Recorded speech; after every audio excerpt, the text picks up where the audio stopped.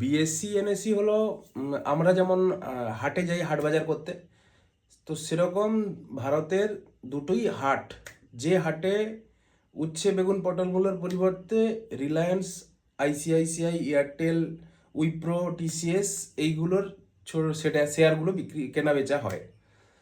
তো এ দুটোর মূল পার্থক্য বলতে পারেন যে বিএসই যে বম্বে স্টক এক্সচেঞ্জ, এটা শুরু হয়েছিল 1875 সাল, মানে সব থেকে এশিয়ার সব থেকে পুরনো এক্সচেঞ্জ।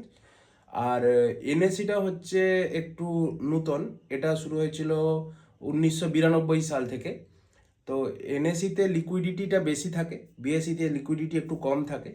মানে কেনা বেচা ছোট যে কোম্পানি, এসএমই সেক্টর বলা হয়, মানে স্মল অ্যান্ড মিডিয়াম এন্টারপ্রাইজগুলোতে ফোকাস হচ্ছে বিএসিটা। আর এনএসি হচ্ছে মূলত ইনস্টিটিউশনালরা এবং যারা অ্যাক্টিভ ট্রেডার, মানে মানে আমাদের মতো ট্রেডার, আপনার মতো ট্রেডার, তারা মূলত এনএসিটা বেশি প্রেফার করে, কারণ এটা একটু বেশি মডার্ন এবং বেশি ইলেকট্রনিক্যালি এবং ডিজিটালি মডার্ন মানে বিএসির তুলনায়। বিএসিতে প্রায় 6,000-এর উপরে স্টক আছে, কিন্তু এনএসিতে অত স্টক নেই, প্রায় 4,000-এর মতো স্টক আছে। তো সবাই ট্রেডাররা, আপনার মতো যারা রিটেল ট্রেডার, তারা মূলত এনএসিটাই বেশি প্রেফার করে।